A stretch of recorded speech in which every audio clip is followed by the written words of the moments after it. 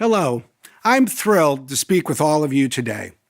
Conferences like GCCS are such an important opportunity for the private sector, civil society, and governments from around the world to share ideas, better understand each other, and work to solve the challenges that are facing all of us. I can't think of a better place to engage in international policy discussions than here in India, a rising global hub for technology innovation, for entrepreneurs, and for talent. It doesn't matter if you came today from New Delhi, from across the Middle East, or anywhere else on the planet. We are all living in a digital world.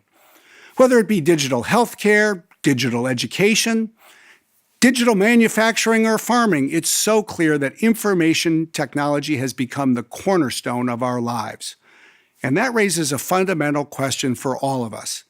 How do we protect this digital world? This past year has shown us that a cyber arms race, unfortunately, is well underway. We are living in a new era of invisible weapons, weapons which are being unleashed by nation states against other governments, countries, and civilians around the world. We saw this on one day this year that perhaps stands out, perhaps historically, as what people will remember as the most important day of the year. It was the 12th of May. A day when a sophisticated cyber weapon was unleashed in a damaging attack which became known as WannaCry. The WannaCry cyber attack disabled over 200,000 computers in over 150 countries around the world. In the history of humanity, we have never seen a single attack by a nation state affect so many places at the same time. And yet, in some ways, what we saw unfold afterwards was more sobering still, because just a month later, we saw another attack, the NotPetya attack, targeting the digital infrastructure of a country, Ukraine. And we are seeing this time and time again, escalating attacks by governments aimed at civilians, even though we are in a time of peace. We saw attacks unleashed against the political process in the United States last year. And then these attacks unfolded against the political process in Europe this year. They literally targeted every single candidate who was running for the French presidency. And these attacks come from more than one country. I think we all need to recognize these are not just attacks on machines, although sometimes that's the way they're initially portrayed in the press.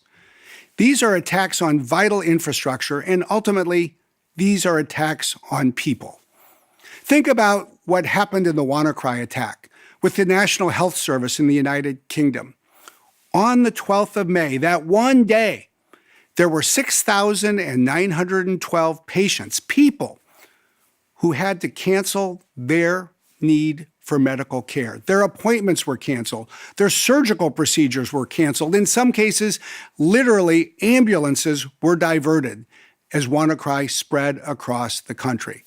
This is a moment when we should step back and recognize what has become so clear.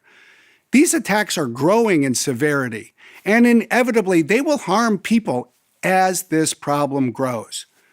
It's times like these that we have to ask ourselves, what's to be done? At Microsoft, we appreciate that we in the technology sector have the first responsibility. We have the first responsibility to keep people safe, to keep computers secure, to respond to attacks, and we're committed to doing everything we can to protect our customers. But we also need to recognize this is not an issue that a single company or a single industry can address alone.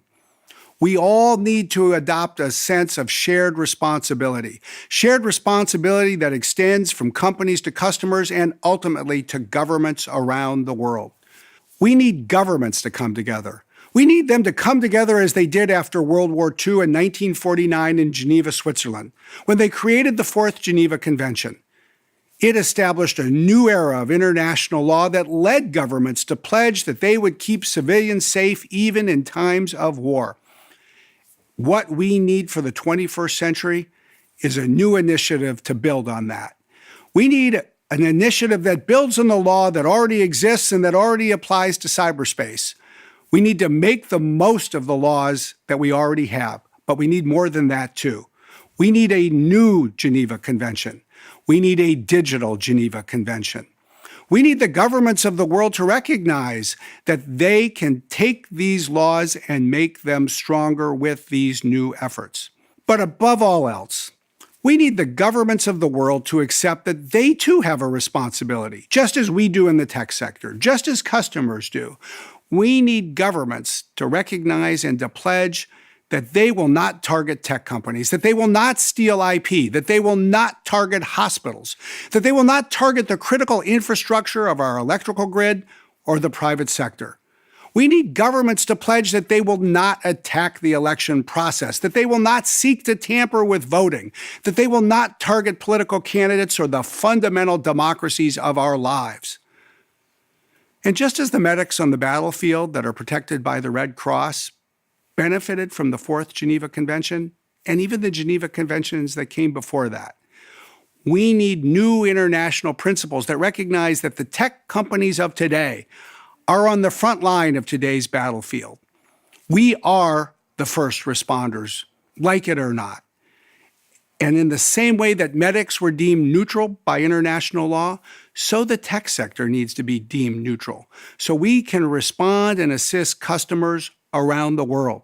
So we can pledge that we will not help any government attack any customer anywhere. To the contrary, we will pledge through a new tech sector accord that we have the opportunity to bring together as an industry that we will help protect every customer everywhere. Initiatives like the Digital Geneva Convention do not happen in one step.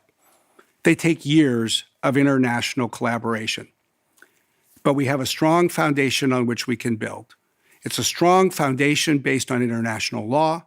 It's a strong foundation based on important relationships between people like so many of you who have been devoting so much time to advancing these issues. We need to build on all of that. And as we do, we need to recognize that at the end of the day, cybersecurity needs to be one of the great causes of our time. It needs to be a cause that we advance together.